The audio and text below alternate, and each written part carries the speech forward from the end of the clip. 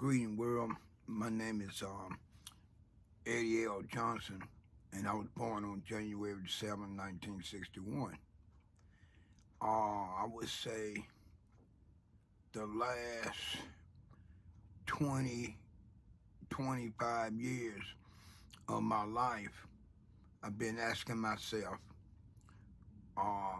when I'm going to grow up. Now, I've always, which we're all different in our own way, but I always saw myself not like the average male, and I would go as far as say black male in my age category. And so when I asked myself when was I going to grow up, I based that on maybe some of it was on how society considered us as being adults.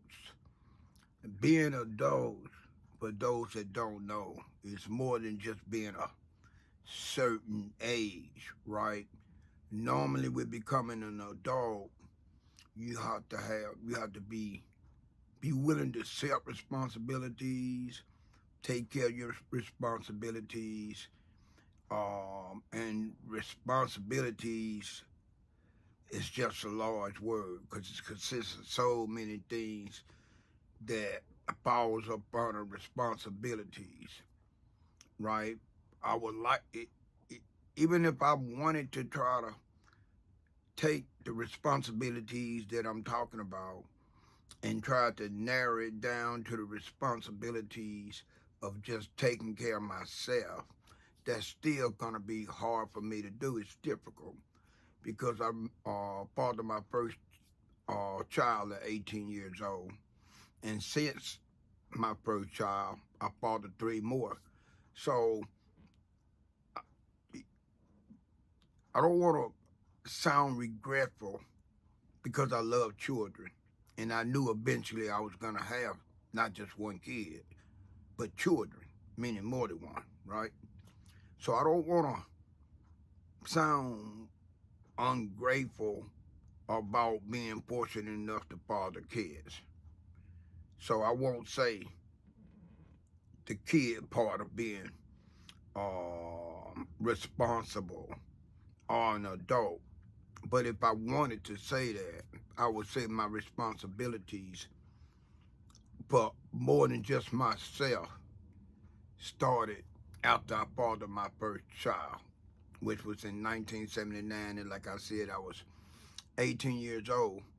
Now, what I'm really getting around to saying for is responsible adult, I've always was told, growing up in my era of time, that it's a certain way, there's certain things you have to do once you become an adult. And a lot of times the things that you really want to do once you become an adult, then you got to focus on what's more important, right? Like you might want to have more fun as an adult, and fun costs, right? Hanging out costs.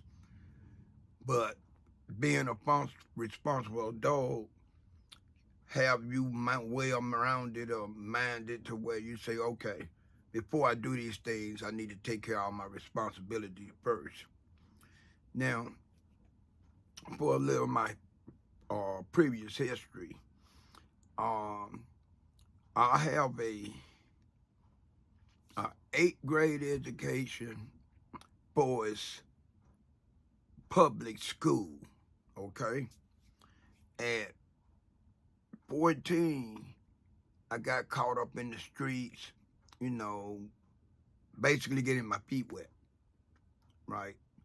On the things that's gonna shape me for the next several years of my life. I started getting involved in activities, and to make the activities a little bit more understandable for y'all, I would say criminal activities, because that's what it was. By the time I was 15 years old, I went from being called a part-time thug to a full-time thug. During the process of 14 and 15 years old, I was going to school. I had a summer job. Everything that I basically done was done in the dark. And like they say, the things you do in the dark is going to come to the light. Nobody that was connected to my family tree actually knew how much devilment or wrong I was actually getting involved in. I was able to work a summer job, do whatever responsibilities my mom had for me to do. I was able to go to school. I was able to juggle all these things and still find time to do wrong. And I'm here to tell you the things that I done had nothing to do with my upbringing. Had nothing to do with uh, my family not having enough. I grew up in a large family, a family of 8 siblings, a mother, and a stepfather. It was always food. Lights was always on. It was always a roof over our head. I always had clean clothes. So some of the things people say they didn't have that put them in a predicament to do the wrong things that they done, I had that, so that's not no excuse. I found myself getting caught up into more and more criminal activities. And by the time September of 76 came around, I got incarcerated. February of 1977, I was tried as adult. So after I got tried as adult, I was, or shortly afterward, I was sent to the Mobile County Jail. And later that year, I would say February the 23rd, 19, let me see, let me get this right. 1977, I received a 40-month sentence. Okay, when I came up for parole in February of 1978, my parole was denied. So I ended up short way in my sentence and I got out in October 16, 1978. Okay, back to growing up. As I gotten older, in the last 15 or 20 years of my life, I've been asking myself, when am I be able to look in the mirror at myself and tell myself that I'm a grown adult, right?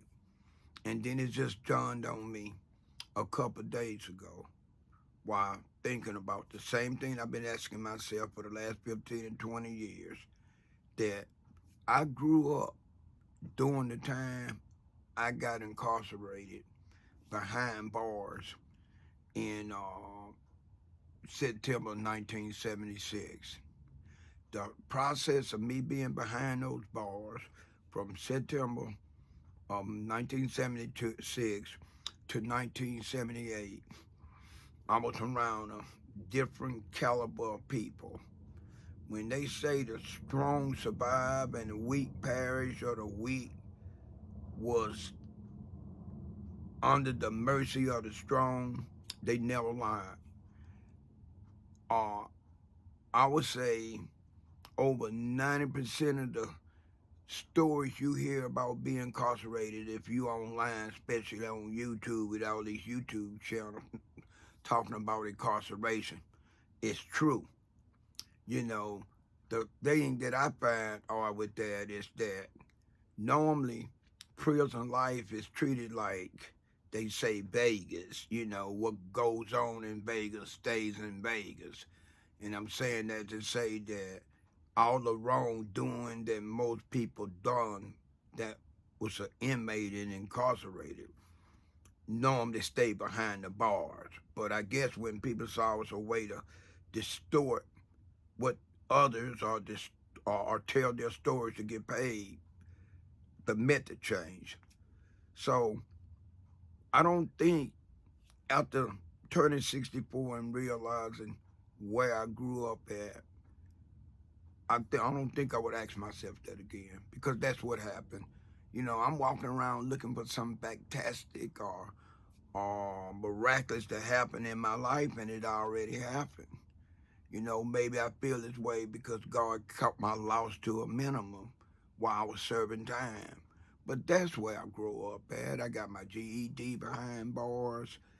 I learned enough behind bars being incarcerated And through the grace of God, I've made it to live. I've made it as far as I made it in my life now.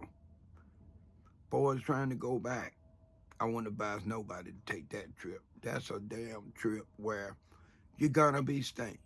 It's no doubt about it, you're gonna be stained. So you're gonna be stained to the point to where you could continue to go on with your life and never make the mistake again.